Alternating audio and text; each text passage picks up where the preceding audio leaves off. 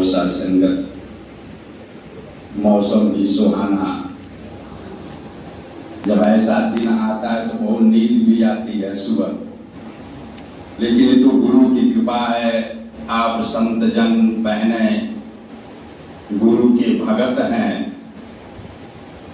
और बार बार कहा जाता है कि संगत में हम आते नहीं, मुझे लाया जाता है।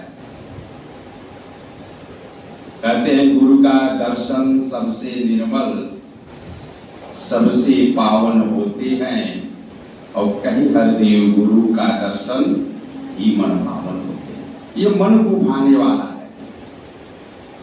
अगर जो ज्ञान नहीं मिला होता तो जैसे संसारी लोग, भाई साहब लोग हैं, बहन लोग हैं, वैसे हम भी पड़े रहते।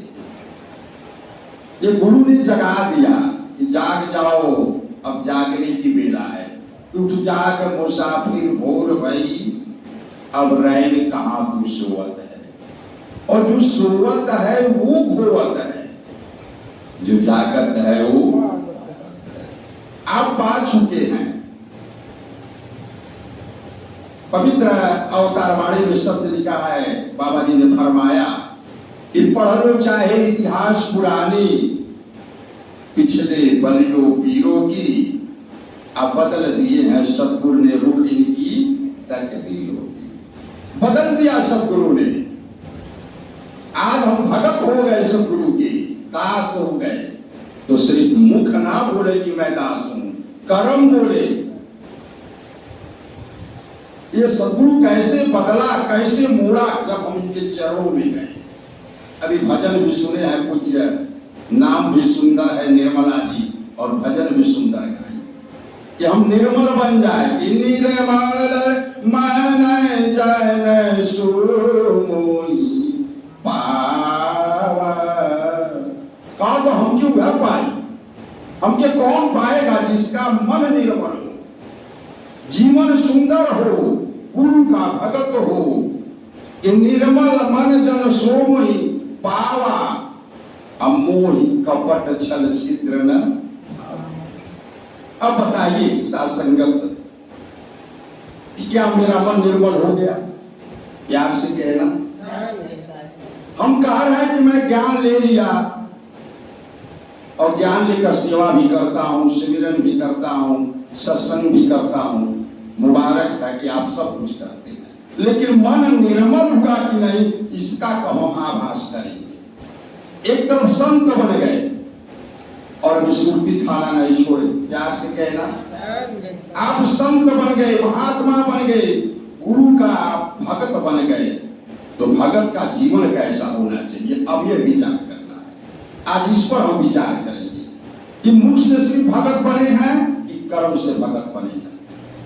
अगर जो गुरु के भगत हैं तो सुरती नहीं खाना है, बीड़ी नहीं पीना है, दारू नहीं पीना है, और सबसे बढ़कर बुराई है किसी का चुगलाई नहीं करना है, निंदा नहीं करना है। सतगुरु कह रहे हैं एकदम निर्मल हो जाओ, तब मुझको पाओगे। ये कहने की बात नहीं कि निर्मल मन जन सो को ही पावा, ये बताने की बात हो रही कि आप निर्मल बनो। ऊपर से खूब बढ़िया स्नान कर लें, खूब सुंदर कपड़ा पहन लें, सनलाइट साबुन, इतना दास नाम लक्ष्य है हमारा, खूब लगाना, सेंट लगाना, ऐसे निर्मल नहीं होंगे। ये तो दिखावा है। लेकिन निर्मल बनना है तो ये काम छोड़ना पड़ेगा, तब आप निर्मल बनेंगे। आओ सत्संगता, निर्मल की बात हो रही है, और निर्मल सतगुरु ने बना दिया आपको। अब आपका कर्म निर्मल बनाएगा। सतगुरु ने तो ज्ञान देकर पूछा, जब ज्ञान कक्ष में गए, क्या गुरु ने पूछा कि कितना अपराध करके आए हो, कितना बुराई करके आए हो, कितना निंदा करके आए हो, क्या खाते हो, सुरती छोड़े कि नहीं छोड़े, कभी पूछा? ये तो सीधे परमात्मा से जोड़ाया कि देख लो इस परम पिता परमात्मा को, अनंत है, अछेद है, अभेद है, निर्लेप है, इसका न कोई आर है न कोई। ऐसे परमात्मा आपको दर्शन करा। अब ऐसे परमात्मा को गुरु ने दर्शन करा दिया। अब मेरा जीवन कैसा होना चाहिए? सब कुछ छोड़कर अब इनके चरणों में लग जाए। कि कुछ लेना न देना मगन रहना।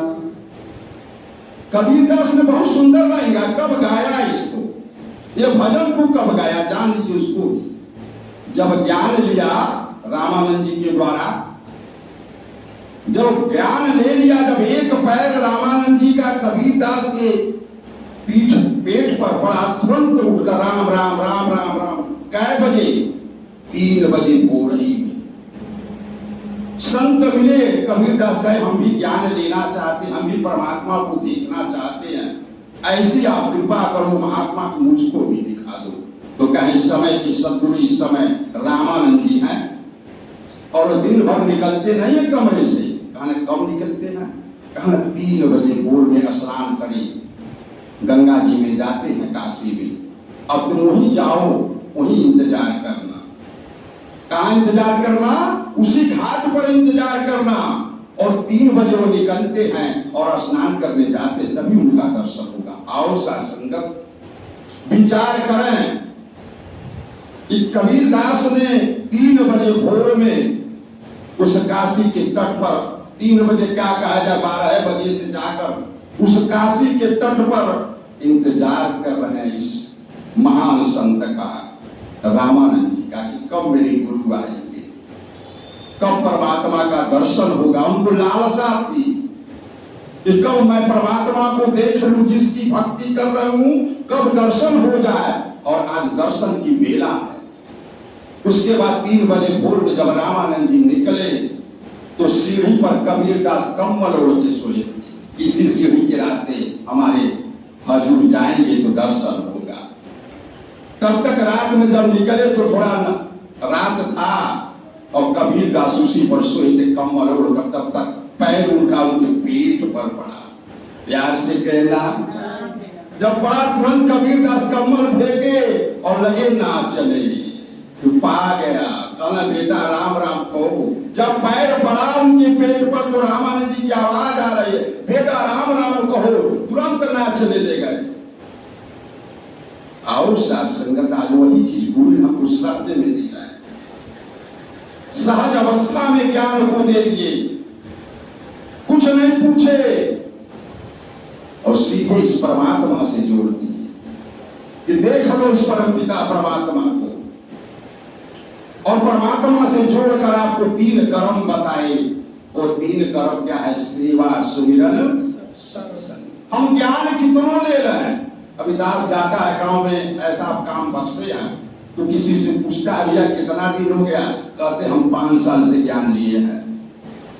और कभी पूछ देता है कि तीसरा प्रण क्या है, पता ही नहीं है। प्यार से कहना, पूछ देता है। दास के अंदर एक कमी है, बस बख्श लीजिएगा।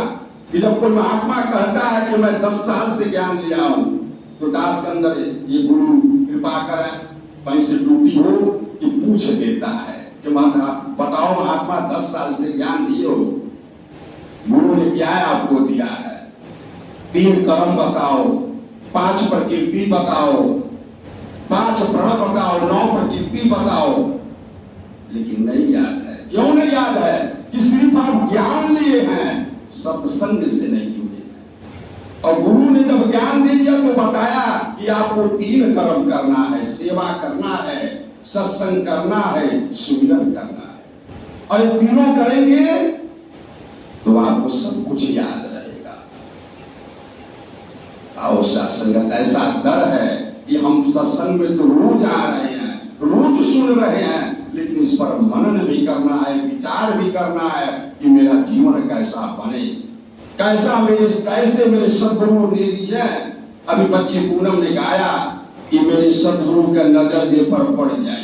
नजर तो पड़ गया, नजर तो उसी दिन डाल दिए कि जब आप उनके समक्ष बैठकर इस परम पिता परमात्मा का दर्शन किए। ये तो डाल दिए नजर, और प्रत्येक दिन डाल रहे हैं। जब बैठते हैं संगतों में तो गुरु गद्दी पर विराजमान होते हैं, तो ये मत जानिए कि राजा राम जी बैठे हैं। याद से कहना, कभी ये नजर ये ना देखे, सीधे देखे कि सदगुरु बैठे हैं। ये सदगुरु को रूप है, कहते हैं कि तेरा रूप है ये संसार, सबदा भला करो करता, मेरी सबकी भलाई की कामना करें।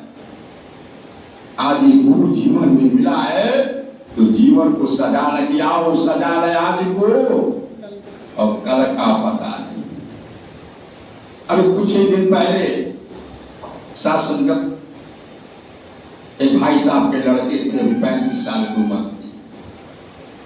हम सब कहते हैं का हमारे लड़का का उम्र हो गई, बता पे भक्ति करेंगे, इस सत्संग में जाएंगे, अब वही उम्र ना ही करेगा, अब भाई खेले खाइए कोई उम्र बात खेले खाएगा, सत्संग में नहीं जाए।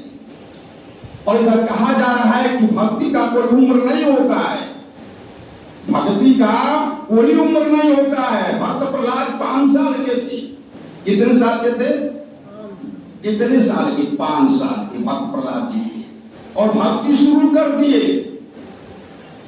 और जब उनके पिता हिरास उनको सता रहा है तो उनको जो संसारी माँ उनसे ज्यादा कष्ट उनको लक्ष्मी जी को हो रहा है कि मेरे बेटे को सता रहा है, बचाइए।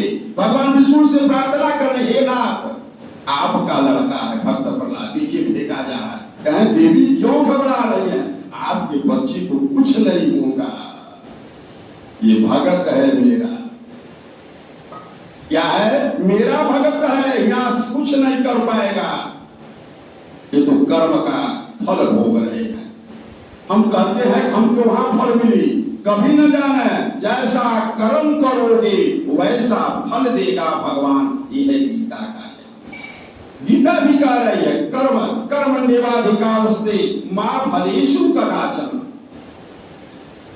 यदा यदा धर्मस्य ग्लानिर्भवति भवति भारत अभ्युत्थानमधर्मस्य तदात्मानं सृजाम्यहम् पवित्राणां साधूनां विनाशानां दुष्कृतां धर्म स्थापनाय संभवानि युगे युगे। कह रहे संतो, जब जब धरती पर अधर्म होगा तब तब मैं मानव रूप में अवतार लूंगा और अधर्मियों का संहार करूंगा। और संगत ऐसे महान आज गुरु मिले जीवन में, इस परम पिता परमात्मा का दर्शन करा कर हमको निर्मल बना दिए, सुंदर बना दिए। अब हमको विचार करना है कि सब कुछ छोड़ दें, अब निर्मल बन कर दिखाएं, संसार को एक संदेश दें, संसार को संदेश दें, बताएं कि हम संत हैं, महात्मा हैं। कब? जब आपका कर्म बोलेगा कि गुरु ऐसा बनाओ निरंकारी, मेरे कर्मों से जाने दुनिया सारी, मेरे बोलों से कोई न जाने, हमारे बोले से न कोई जाने, मेरे कर्मों से जाने दुनिया सारी, गुरु ऐसा बनाओ निरंकारी। निरंकारी बना दिए। निरंकारी का मतलब जो निरंकार को जान गया, इस परम पिता परमात्मा को देख लिया कि बिन देखे या मन ना माने, ये बिना देखले मन ना ही माना था। और शासन ऐसे परमात्मा का दर्शन करा दिया गुरु ने। कहते हैं कि 3 लोक 9 खंड में गुरु से बड़ा न कोई, करता करे न कर सके गुरु करे सो। आज गुरु ने किया है सत्संगत, इसी गुरु का दर्शन दुर्योधन को भी हुआ था। शांति दूत बनकर गए दुर्योधन के पास, ये पांडव तुम्हारा भाई है, उनको सिर्फ 5 गांव दे दो, सारा ले लो, सब कुछ ले लो, लेकिन मैं ये नहीं चाहता हूं कि युद्ध हो, युद्ध रुक जाए, तुम भी आराम से रहो, वो भी आराम से रहे। लेकिन दुर्योधन नहीं माना, क्योंकि अहंकारी, जिसके अंदर अहंकार है उसके अंदर निरंकार नहीं है। इसको निकाल कर फेंकना है। अहंकार माने होता कहला रावण मार गए, दशहरा से कहला रावण मार गए। रावण कहाँ मारा गया? तो कागज का रावण मारा गया। असल ये रावण तो बैठा है सबके अंदर, उसको मारा है। और जब तक राम को अंदर लेंगे नहीं, जब तक राम जी को अंदर में प्रवेश करने नहीं देंगे, तब तक कहां से रावण मारा जाएगा? और जब राम जी को अंदर जाने देंगे, इनका जगह अंदर है, इनको बसाएंगे हृदय में, तो अहंकार रूपी रावण तुरंत निकल जाएगा और आप निर्मल हो जाएंगे, प्यार आ जाएगा। गुरु तो प्यार सिखा रहा है कि प्यार बात जग में बहार बा, और प्यार बिना जिंदगी बेकार बा। मानव हो मानव का प्यारा, और एक दूजे का बनिसारा। अगर कोई आपके बगलदार दुखी है, उनको आप ऐसा बनिए, वो जाने की संत है, ये बहन महात्मा है, उनके दुख में भागीदारी होइए, तब ये गुरु रिश्ता है। एक बार बाबा गुरबचन सिंह का समय नहीं है, जब आना था ऐसे ही एक भगत के घर चरण डाला था, बार बार निवेदन कर रहे थे कि हमारे घर चरण डाल दीजिए, और ऐसे समय गए कि वह महात्मा घर पर नहीं था। जब बाबा जी की गाड़ी उसी रास्ते जा रही थी, तो ड्राइवर से बोले, महात्मा, एक महात्मा मेरा आगे और बार बार कहता है चरण डालने के लिए, आज इसी रास्ते हम गुजर रहे हैं, और चलिए महात्मा के घर चरण डाल दें। और वो महात्मा उस दिन घर पर हैया नहीं, ताला बंद है, इतना बड़ा ताला। जब बाबा जी गए दरवाजे पर, देख रहे हैं महात्मा के दरवाजे पर फाटक में ताला है, तब तक बगल वाले ने आया, कहां से आए? कहते महात्मा जी कहाँ है? महात्मा जी तो 2-3 दिन हो गया रिश्तेदारी में गए हैं, अभी आए नहीं। आप कहाँ से आए? हम मिलना चाहते थे महात्मा से। कहे आइए हमारे घर बैठिए। बगलदार ने अपने घर पर बैठाया बाबा जी को, और खूब सेवा की, इतना सेवा किया कि बाबा जी खुश हो गए। क्यों किया? क्योंकि महात्मा का कर्म उसके साथ होता था, बगल वाले के साथ प्यार था महात्मा का। उन्होंने कहा हजूर वो नहीं है तो हम हैं, हम आपकी सेवा में लगेंगे। क्यों? प्यार बांटते थे, वह हरदम सुमिरन करते थे, खूब भजन गाते थे, अगल बगल से प्यार था, खूब सेवा किया। बाबा जी जब सेवा किया महात्मा ने, फिर विदाई किया बाबा जी का। कुछ दिन बाद महात्मा फिर बाबा जी के पास गए, हजूर कितना दिन से लालसा है कि आप चरण डाल गए। कहा मैं तो गया था तुम्हारे घर। अब आंसू आने लगे महात्मा को, आप हमारे पर गए थे और मैं कहाँ था? कहा तुम भी मेरे पास थे, किसी दूसरे के रूप में सेवा कर रहे थे। रोने लगा भगत ने, कहा ऐसा अवसर मैंने चूक किया, ये आपका सेवा नहीं कर पाए मेरे दरवाजे पर। कहे भरपूर सेवा होगा, बहुत सेवा किया महात्मा ने। तुम्हारे बगल वाले जितने भी भाई बंधु थे सभी ने हमको बैठाकर खूब सेवा की। ये तुम्हारा कर्म बोल रहा है कि तुमने उस गांव में, उस गली में अपना इस गुरसिंगी का छवि छोड़े हो। सभी लोगों ने मेरा आदर किया, क्यों रो रहे हो? बहुत सेवा की, आओ शासन कर। ऐसा जीवन मेरा बने कि कोई मेरा संत जाए, कोई मेरा भगत जाए, अगर जो घर पर मैं न हूं तो बगल वाला बुला कर सेवा करे। ऐसी भाव हम सबका बने।